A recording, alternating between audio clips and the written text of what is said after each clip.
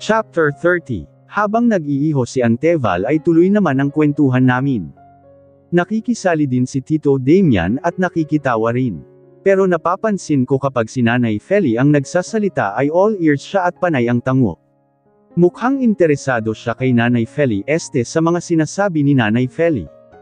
Hi, sweetie. Bati sa akin ni Marcus nang makalapit sabay dampi ng halik sa pisngi ko. Hi, Daddy. Bati naman ni Daisy sa kanya. Hello, baby. Hinalikan din niya ito sa buhok. Tapos na kayong mag-usap ni attorney? Tanong ko kay Marcus nang umupo siya sa tabi ko. Yes, hinatid ko na siya sa labas. Sana niyaya mo man lang si attorney na sumalo muna sa atin. Niyaya ko na siya, pero may lakad daw sila ng pamilya niya. Next time na lang daw. Oh, okay. Bago sumapit ang tanghalian ay halos naiho na ang lahat ng pagkain kaya naman nagsalo-salo na kaming lahat sa mahabang mesa.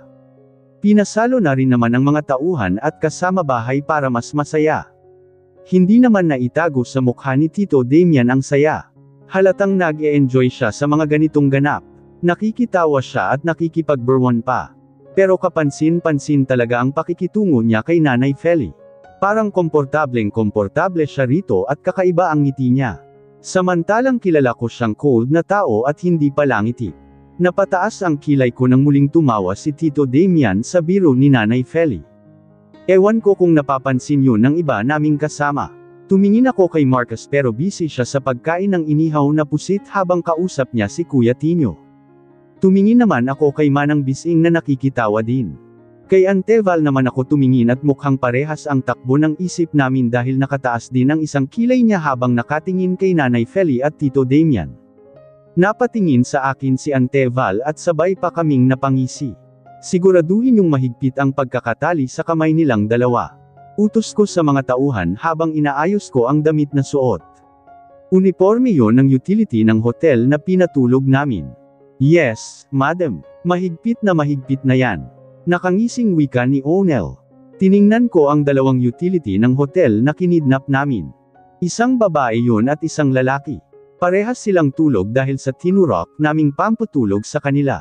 Isang oras silang makakatulog. May duct tape na nakadikit sa kanilang labi at nakatali ang dalawa nilang kamay patalikod. Sinuot ko na ang sombrero ng utility at nagsuot na rin ako ng face mask. Ready na ako, madam. Wika ni Francis na nakasuot na rin ng uniforme ng utility. Tumango ako at sabay na kaming bumaba ng van. Lumapit sa amin ang janitor na kasabwat namin. Ma'am, papunta po ng banyo yung babae.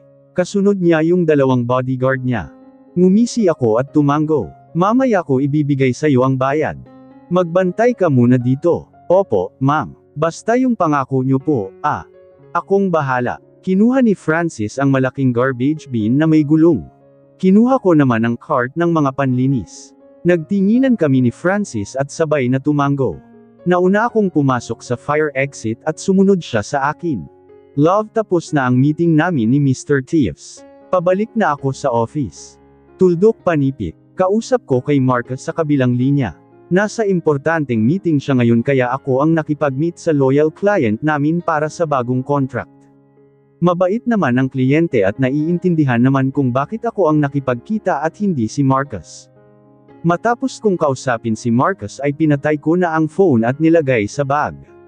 Sa paglabas namin ng elevator ay parang naiihi ako. Mga kuya, sa restroom muna tayo saglit.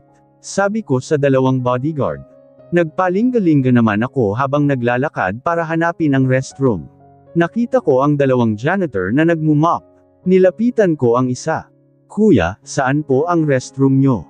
Tanong ko. Doon po sa hallway na yun, ma'am. Bandang kaliwa po. Turo ng janitor. Okay, thank you. Malalaki ang hakbang na tinungo ko ang hallway na tinuro ng janitor. May nakita nga akong signage na may nakalagay na restroom. Dali-dali akong pumunta doon dahil ihing-ihi na ako. Napadami kasi ang inom ko ng iced tea kanina. Agad akong pumasok sa restroom at naiwan naman ang dalawang bodyguard sa labas. Walang tao sa loob at bukas ang lahat ng cubicle. Pumasok ako sa pinakadulo. Sinukbit ko sa hook ang bag ko at agad kong binaba ang cycling shorts ko sabay upo sa bowl. Naginhawaan ako nang mailabas ko na ang tawag ng kalikasan. Naparami nga talaga ang inom ko ng iced tea kaya marami din akong nailabas. Narinig kong may pumasok. May nakita ako mula sa ilalim ng pinto ng cubicle na 2 pares ng paa na mga naka-rubber shoes. May nakita din akong malaking garbage bin at cart ng panglinis. Mukhang mga utility sila na maglilinis dito sa banyo. Humugot ako ng tissue at nagpunas na saka tumayo. Finish ko ang toilet at tinapon ang tissue sa trash bin na naroon. Inayos ko ang palda saka ko kinuha ang bag na nakasabit sa hook. Binuksan ko ang pinto at lumabas. Nakita ko ang 2 utility na isang lalaki at isang babae. Abala sila sa pagpupunas sa mga pinto ng cubicle. Hindi ko na sila pinansin at humarap ako sa sink para maghugas ng kamay. Nagangat ako ng tingin sa salamin at nagulat ako nang makita ang babaeng utility na nasa likuran ko. Nakasuot siya ng face mask at sombrero kaya hindi ko kita ang kanyang mukha. Pero parang pamilyar sa akin ang kanyang mga mata. Napasinghap ako at namilog ang mata nang hawakan ng mariinang babae ang bibig ko sabay taas ng isa niyang kamay na may hawak na herenggilya at sinaksak yun sa leeg ko. Naramdaman ko ang pagtusok ng matulis na karayom. Akmang papalag ako pero lumapit ang isa pang utility na lalaki at marlang hinawakan ang 2 braso ko. Hanggang sa unti-unting nanlalabo ang paningin ko.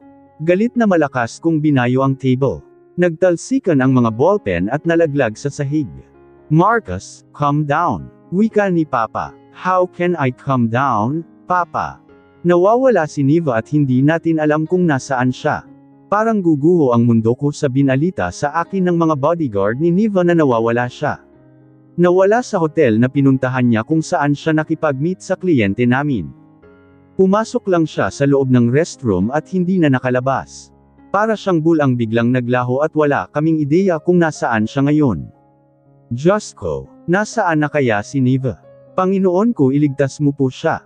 Mangiyak-ngiyak na dasal ni Nanay Feli na baka sa mukha ang labis na pag-aalala. Tumingin sa kanya si Papa. Huminahon ka, Feli. Ginagawa na ng mga pulis ang lahat para mahanap siya at alamin kung sino ang kumuha sa kanya. Kailangan pa bang alamin yan, Senyor? E di malamang si Claudia ang kumuha sa kanya. Sino pa ba ang iba pang kukuha sa kanya? Si Claudia lang naman ang matindi ang galit sa kanya. Desperada na ang babaeng yun. Turan ni Anteval na bagaman bakas din sa mukha ang pag-aalala ay bakas din ang galit. Tumiimbagang naman ako at kinuyam ng mariin ang kamao. Parehas kami ng iniisip ni Anteval. Walang ibang kukuha kay Neva kung si Claudia lang. At labis-labis na ang pag-aalala ko para sa kanya. Sa gitna ng meeting kanina kasama ang board members at ilang investor ay umalis ako nang itawag sa akin ni Bong na nawawala si Neva. Para na akong mababaliw sa kakaisip kung nasaan na siya ngayon at ano na ang nangyari sa kanya. Natatakot din akong isipin na baka, kung si Claudia nga ang kumuha kay Neva ay bakit hindi mo siya kontaken, Marcus? Suhestyon ni Papa. Ginawa ko na ho yan, Papa. Pero hindi ko siya makontak. Pati na ang numerong pinangtawag niya sa akin nung huli ko siyang makausap ay hindi ko na rin makontak. Maliban na lang kung siya mismo ang tumawag sa akin. At sa oras na makumpirmo kung siya nga talaga ang kumuha kay Neva at may gawin siya ditong hindi maganda ay hindi ako mangingiming patayin siya. Natigilan ako nang biglang tumili si Anteval. Ay, sus Mariosep. Si ate, hinimatay. Ate gising. Tili ni Anteval at tinapik-tapik ang pisngi ni Nay Feli na nakasandig na ngayon sa kanya at wala ng malay.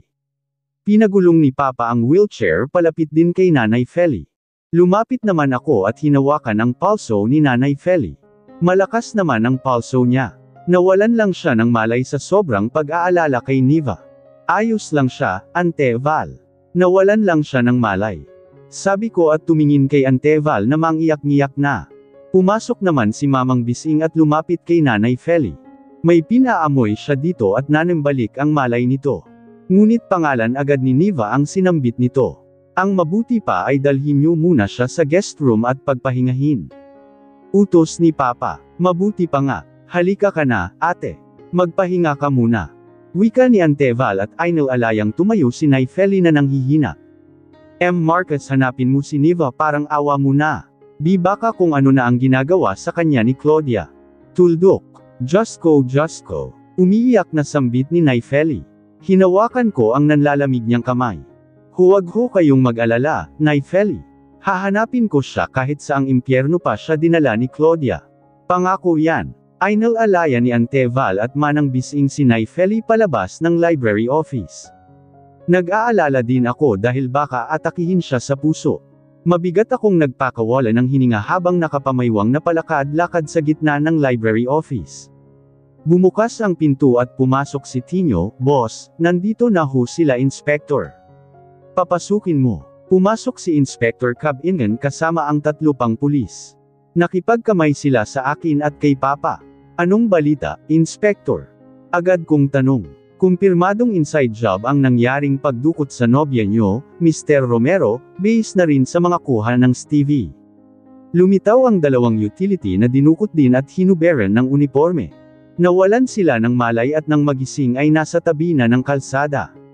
Inaalam na namin kung sino ang posibleng kasabwat sa loob ng hotel. Nakikipag-cooperate na ang management ng hotel. Dapat lang talaga silang makipag-cooperate dahil sa mismong hotel nila nawala ang nobya ko. Ipapasara ko ang hotel nila kapag may nangyaring hindi maganda sa nobya ko. Pero hindi ang balitang yan ang gusto kong marinig, Inspector. Ang gusto kong malaman ay kung nasaan na ang nobya ko. Mariing turan ko. Naiintindihan ko ho, Mr. Romero. Umaaksyon na ho ang ahensya para mahanap ang nobya nyo. Si Claudia, siya ang hanapin nyo. Dahil siya ang kumuha sa nobya ko. Hindi ako maaaring magkamali. Siya ang babaeng nakabihis ng utility uniform na pumasok at lumabas sa restroom kasama ang isa pang lalaki. Tumango ang inspector. Tinitingnan na ho namin ang anggulo na yan, Mr. Romero. Huwag niyong tingnan lang. Gumawa na kayo ng paraan para mahanap ang hayop kong asawa at maibalik sa akin ang nobya ko.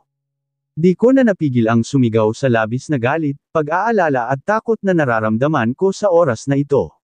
Marcus, calm down. Huwag mong sigawan ang mga alagad ng batas. Saway sa akin ni Papa at humingi ng pasensya kanila Inspector. Tuluyan ng tumulo ang luha sa aking mata na pinipigilan ko kanina, please Inspector. Do something na mahanap na agad ang nobya ko. Dodoblihin ko pa ang pabuya kahit triplihin ko pa. Please. Desperadong pakiusap ko. We will do our best, Mr. Romero. Hanggang sa makaalis na ang inspector at mga kasama niyang pulis ay mabigat pa rin ang loob ko. Ilang oras na ang lumipas simula nang mawala si Niva. At sa bawat dumadaang oras ay patindi ang takot at pag-aalalang nararamdaman ko para sa nobya. Para na akong mababaliw sa isiping baka hindi ko na siya makita. Kakausapin ko si General Cortez. Hihingi ako ng tulong sa kanya. Alam kong matutulungan niya tayo. Wika ni Papa. Please do it, Papa. Tuldok. Kahit magbayad pa tayo. Natigilan ako nang tumunog ang cellphone ko na nasa ibabaw ng table. Malalaki ang hakbang na lumapit ako doon at dinampot ang cellphone. Hindi ko kilala ang numero pero malakas ang kutob ko kung sino ang tumatawag. Agad ko yung sinagot. Claudia, walang pagdududang sambit ko sa hayop na asawa. O mukhang inaabangan mo talaga ang tawag ko. How sweet naman, damn you. Where's Niva? Galit na bulyo ko sa kanya sa kabilang linya. Tumawa siya. Narito siya. Nakagapos sa upuan at tulog na tulog pa rin. Don't worry. I'll take care of him, hon. Oh, ang generous ko diba? Ako ang mag-aalaga sa kabot mo. Yun nga lang, baka di mo na siya makitang buhay. Ibalik mo sa akin si Niva. Angle ko. Oh no, I can't do that, hon. Dahil kapag ginawa ko yan, edi magiging masaya kayo. I won't let that happen. Yumiigting ang pangako at kinuyam ko nang mariin ang kamao. Tell me what you want me to do para lang ibalik mo sa akin si Niva. Pakiusap ko sa mahinahong boses. Baka sakali ay makinig siya sa akin.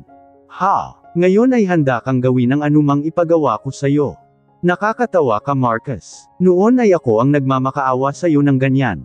But you ignored me at tinapon mo akong parang basura lang. Tapos ngayon magmamakaawa ka ng ganyan para lang dito sa kabot mo. Lalo mo lang akong ginagalit, Marcus. Claudia, nakikiusap na ako sa'yo. Please, gagawin ko ang anumang gusto mo. Gusto mong magkabilikan tayo, fine. Babalik ako sa'yo, lurong ko ang lahat ng kaso ko sa'yo.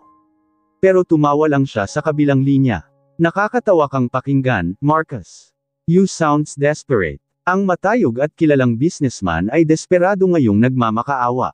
But sad to say, hindi ako tanga, Marcus. Sinasabi mo lang yan para ibalik ko sa'yo si Niva. Hindi mo ko mauuto. Damn you, Claudia. Tiimbagang naturan ko.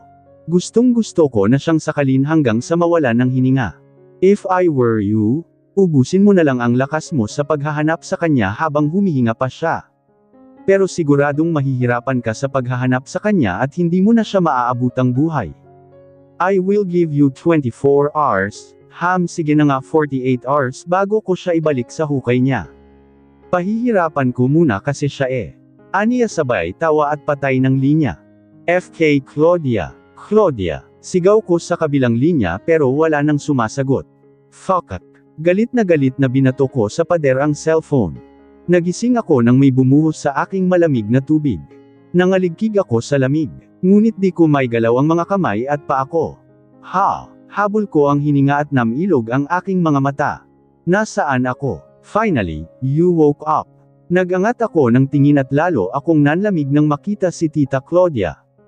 May demonyong ngisi sa kanyang labi. Tita Claudia. Tuldok panipik. Mahinang sambit ko. Tumawa siya at naglakad paikat sa akin. Doon ko lang napansin na nakaupo ako sa kahoy na bangko. Nakatali ng mahigpit patalikod ang dalawang kamay ko pati na ang dalawang paa ko. Sinubukan kong kalagin ang tali sa kamay pero napangiwi lang ako sa sobrang higpit. Hindi mo makakalagyan, ganda. Tumingin ako sa lalaking nagsalita. Moreno siya na may pagkamestiso at may tattoo sa leeg. Yun nga lang ay may kaliitan at medyo payat. Parang isa siya sa 3 lalaki na nanambang sa amin noon sa gasolinahan. Tumingin pa ako sa ilang lalaking naroon. 6 sila at mga nakatingin sa akin. Ang iba ay may ngisi sa labi na kapareha ng una. Ang iba maman ay may malisyosong tingin sa akin. Napalunok ako kasabay ng pagkabog ng dibdib ko sa takot. Mga tauhan sila ni Tita Claudia. Handang sumunod sa anumang ipag-uutos niya. Inikot ko naman ang tingin sa paligid. Nasa isang silid ako na walang anumang gamit. Bakbak ang pinturang krema sa pader at may bintanang may grill sa bandang gilid ko. Nakita ko ang kadiliman sa labas ng bintana. Pamwestong muli sa harapan ko si Tita Claudia at ngumisi. Masarap ba ang tulog mo, my dear pamangkin? Sorry, kung naistorbo kita. Masyado na kasing mahaba ang tulog mo. Sambit ni Tita Claudia sa malambing na boses. Pero takot naman ang hatid sa akin noon. Saka lang bumalik sa alaala ko ang nangyari bago ako nawala ng malay. Pumunta ako ng hotel para i-meet ang kliyente. Bago ako bumalik sa office ay gumamit muna ako ng restroom. Pumasok ang 2 utility personnel. Tapos may sinaksak ang babaeng utility sa leeg ko na nagpadilim ng paningin ko. Ang babaeng yun ay walang iba kundi si Tita Claudia. Daing ko nang bigla akong sampilan ni Tita Claudia. Hindi pa siya nakontento at ang kabilang pisngi ko naman ang sinampal niya. Paulit-ulit ang malalakas na sampal niya sa akin habang tumatawa siya. Wala naman akong magawa kundi tanggapin na lang ang bawat sampal niyang parang latigong matalim kong gumuhit sa aking pisngi. Naikuyong ko na lang ang kamao. Muli kong naalala ang karumal-dumal na sinapit ko sa kamay niya 11 taon na ang nakakaraan. At mukhang mauulit-ulit yun ngayon na wala akong kalaban-laban. Bigla akong nanlamig sa takot. So satisfying.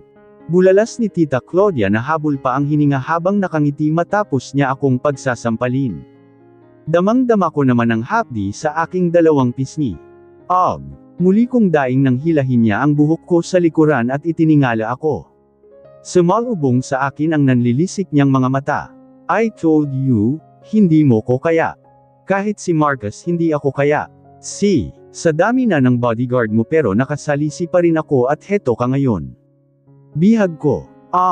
Isa muling malakas na sampal ang binigay niya sa akin sabay ngisi. Tumiimbagang ako at sinalubong ang matalim niyang tingin sabay deres sa mukha niya. Napapikit siya at yumigting ang panga. Demonyo ka. Kahit patayin mo ko ngayon hindi ka pa rin magiging masaya.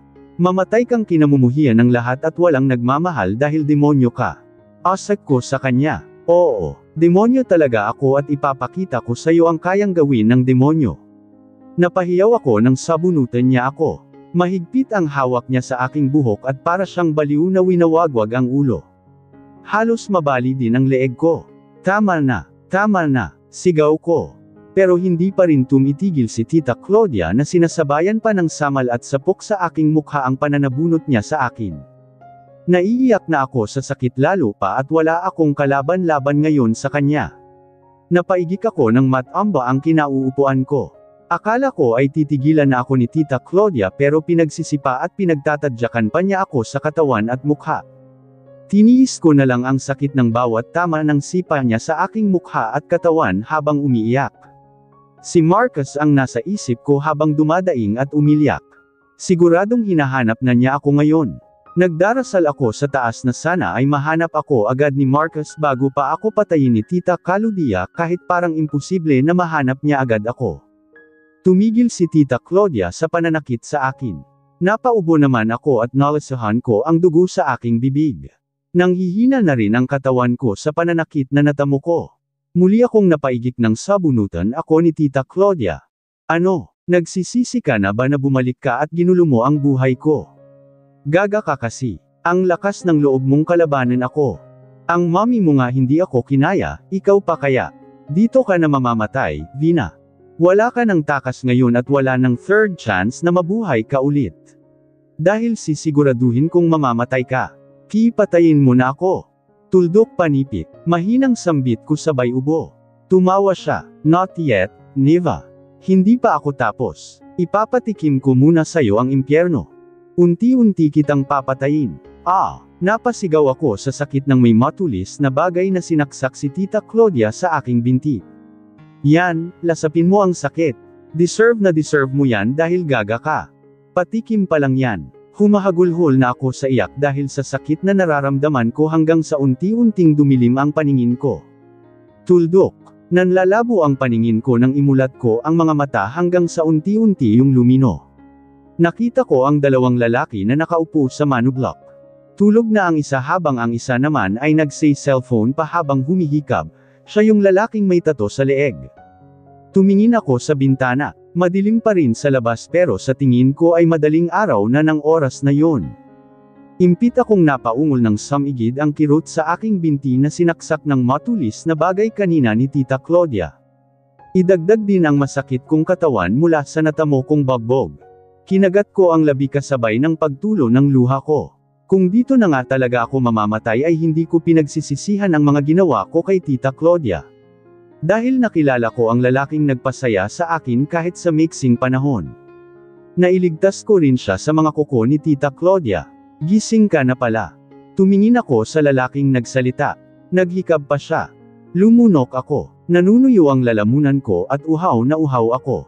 May nakita akong pitchel na may tubig sa mesang maliit. Mukhang nakaramdam naman ang lalaki dahil nagsalin siya ng tubig sa baso at lumapit sa akin. 0, uminom ka ng tubig. Alam kong nuuhaw ka na. Nilapit niya sa bibig ko ang baso. Pero tinitigan ko lang ang baso. Ngumisi naman ang lalaki.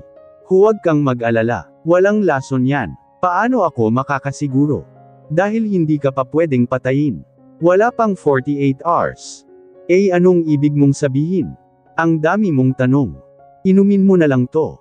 Dinudol pa niya sa bibig ko ang baso pero iniwas ko ang mukha. Ano nga ang ibig mong sabihin? Pumalatak siya at kumamo sa ulo. Hay mga babae talaga ang titigas ng ulo. Pero sige, sasabihin ko na. May usapan si Madam at ang asawa niya. Kailangan sa loob ng 48 hours ay mahanap ka, kung hindi todes ka na. Umiling-iling siya at gumala pa ang tingin sa aking mukha at dibdib. Sayang ka talaga, ganda mo pa naman.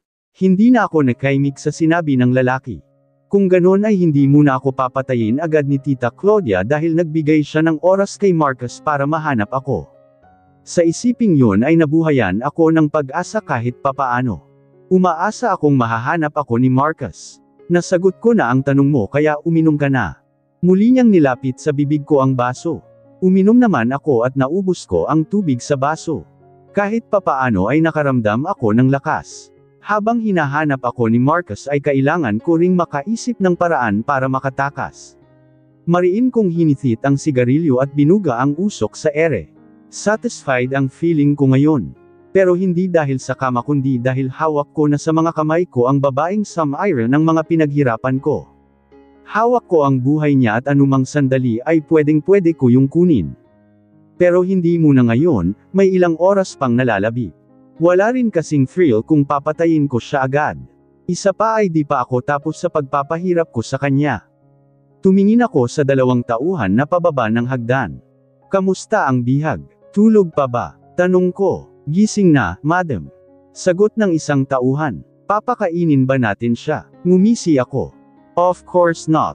Hindi na niya kailangan kumain dahil mamamatay din siya.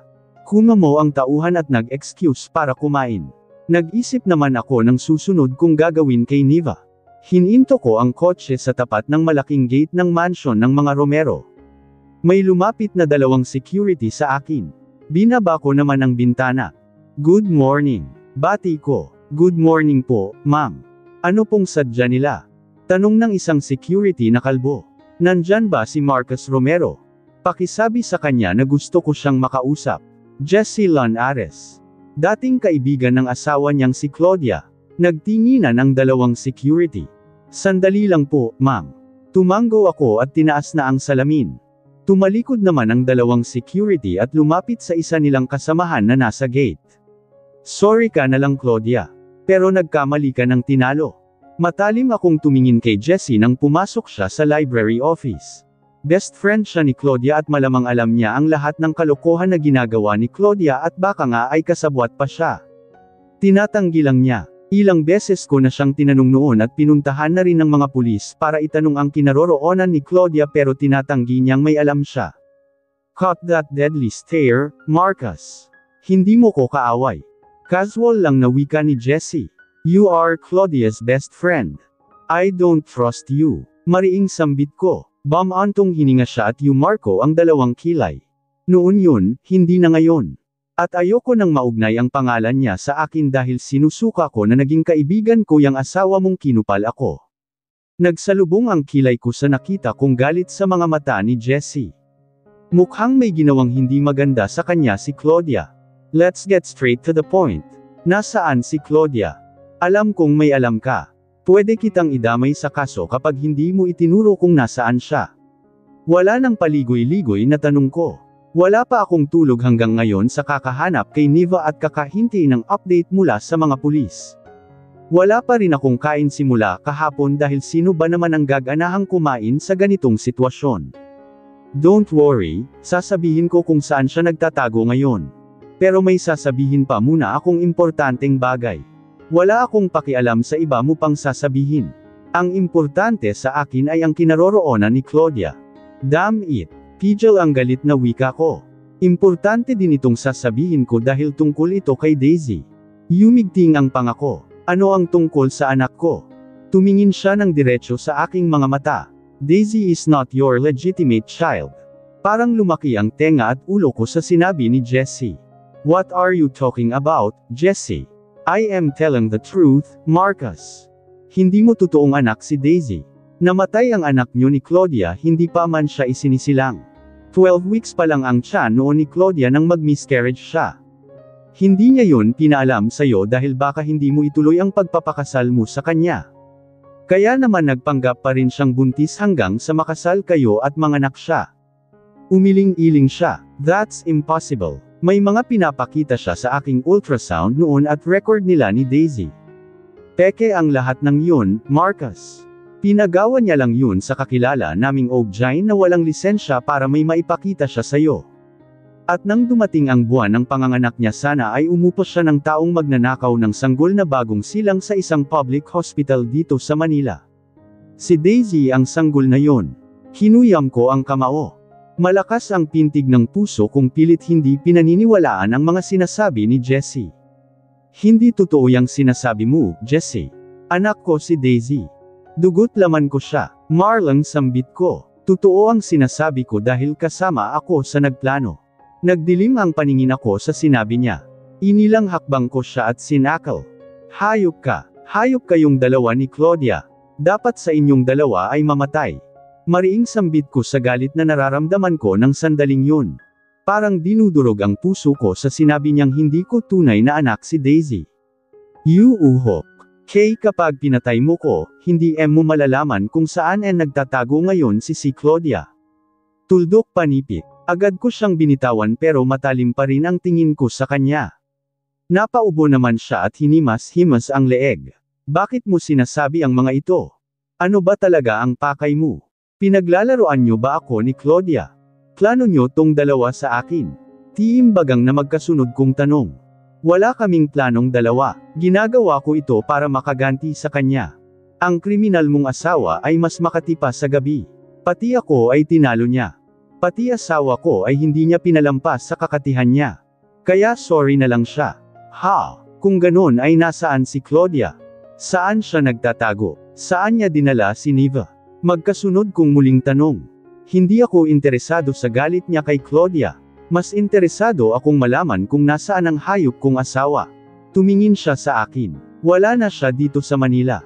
Nasa parteng Cavite siya nagtatago ngayon. Hiniklit ko ang braso niya na ikinaigit niya. Hindi ka aalis. Ikaw ang magtuturo sa amin kung nasaang lungga si Claudia. Baka mamaya ay inlisahan niyo lang akong dalawa. Binawi niya ang braso. Hindi mo na ako kailangan pilitin dahil sasama ako sa inyo. Hindi pa ako tapos sa asawa mo. Agad kong tinawagan si Inspector. Matapos kong ibalita sa inspector ang sinabi ni Jessie na kinaroroonan ni Claudia ay tinipon ko naman ang mga tauhan ko para paghandiin sa paglusob sa lungga ni Claudia. Habol ko ang hininga ng iyangat ni Tita Claudia ang ulo ko mula sa malamig na tubig na nasa drum. Masakit na ang mga mata ko, ilong at lalamunan. Pakiramdam ko ay pumapasok na sa baga ko ang tubig. Isa pa, mabilis akong humugat ng malalim na hininga bago ako muling nilublob ni Tita Claudia sa tubig. Pumasag-pasag ako at pilit kong inaangat ang ulo pero malakas si Tita Claudia. Idagdag pa nang hihina pa rin ang katawan ko sa natamong bagbog sa kanya kanina. Nang halos hindi na ako makahinga ay muling inangat ni Tita Claudia ang ulo ko at muli rin akong nilublob. Naririnig ko pa ang kanyang demonyong tawa na tuwang-tuwa sa kanyang ginagawa sa akin. Tuldok. Hapong-hapo ako nang ibalik ako sa upuan ng mga tauhan ni Tita Claudia at tinalik. Kamuntikan na akong panawan ng ulirat kanina, pagod na ang katawan ko. Parang gusto ko nang sumuko. Kinagat ko ang labi kasabay ng pagtulo ng luha ko. Bakit ang tagal mo, Marcus? Please dumating ka na. Tahimik lang akong umiyak habang nakayuko, bantayan nyo ng maigi yan. Magpapahinga lang ako. At mamayang gabi, magpabaga kayo ng uling. Mag-iiho tayo, madam. Oo, mag-iiho tayo ng tao. Kinilabutan ako sa sinabi ni Tita Claudia kasabay ng panlalamig ng buo kong katawan sa takot. Tumingin ako sa kanya at sumalubong sa akin ang demonyong ngisi niya. Magpahinga ka my dear pamangkin, dahil mamaya may session pa tayo. Aniya at tumawa sabay talikod.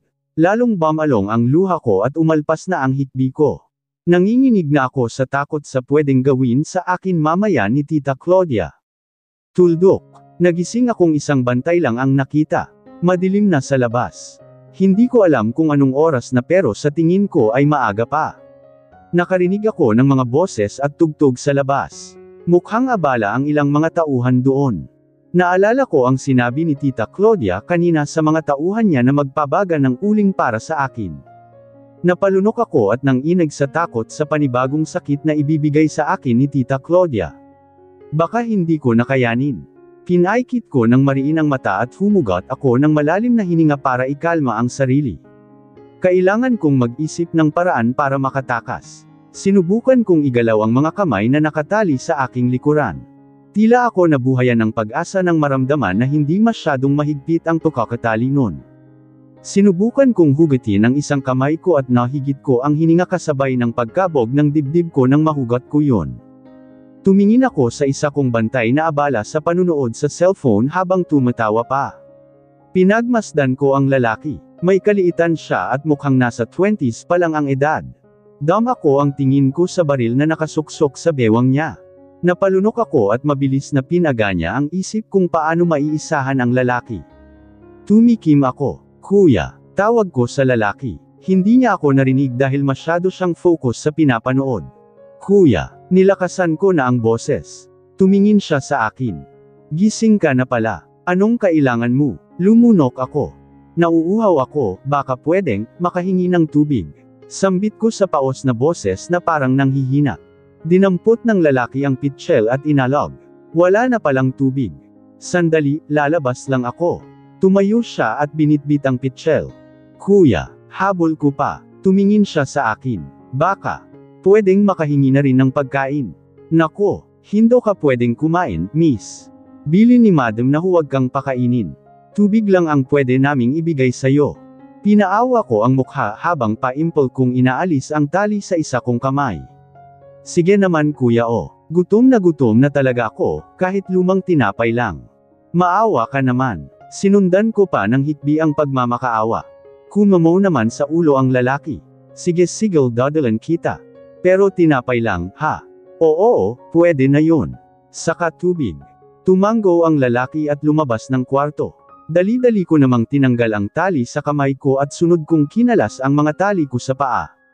Nahirapan pa ako dahil mahigpit yun. Pero di ako sumuko at pilit ko na kinalas yun. At nang makalas ay agad akong tumayo.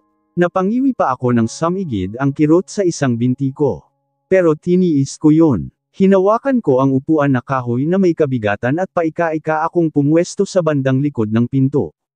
Malakas na malakas ang kabog ng dibdib ko sa kaba at takot. Pero pinanag ko ang kagustuhan kong makatakas. Ayoko pang mamatay.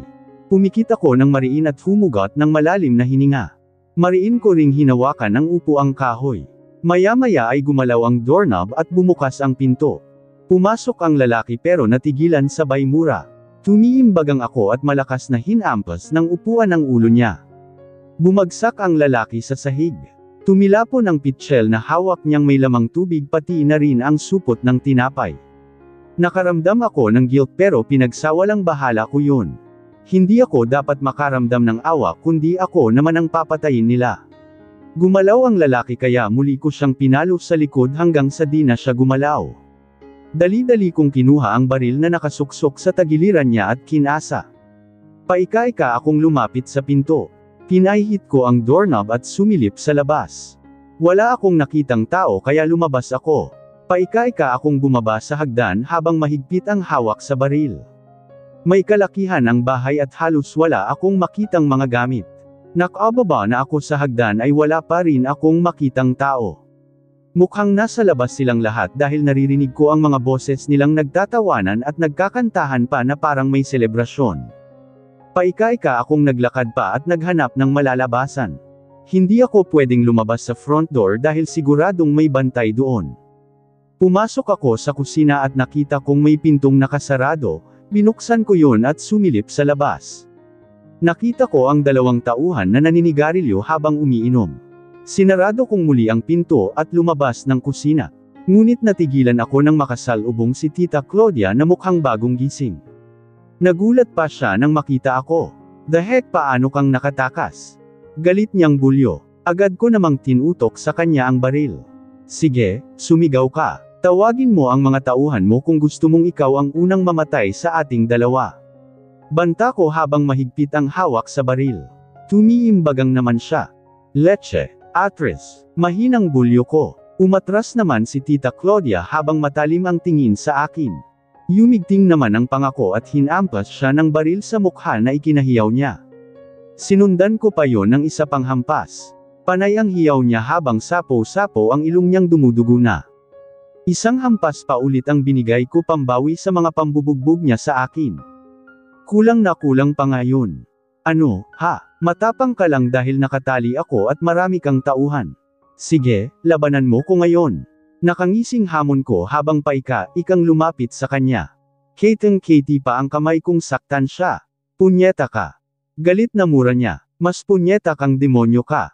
Galit ding mura ko sabay sipa ng malakas sa kanya. Napalumpasay naman siya. At bago siya bumangon ay sinipa ko ulit siya ng malakas sa mukha. Pinagtatadyakan ko rin siya. Ginawa ko sa kanya ang ginawa niya sa akin kahapon, binuhos ko ang galit ko sa bawat sipa at tadyak ko. Panay na ang hiyaw ni Tita Claudia. Tinigilan ko naman siya dahil siguradong anumang sandali ay may papasok na mga tauhan. Hinayla ko ang buhok niya at itinayo siya sabay suntok ng malakas sa sikmura niya na ikinaubo niya. Sinakal ko siya sa leeg gamit ang isang braso at tinutok ang baril sa kanyang ulo. Hinayla ko siya papunta sa front door. Binuksan ko ang pinto at nagulat ang dalawang tauhan na naroon nang makita kami.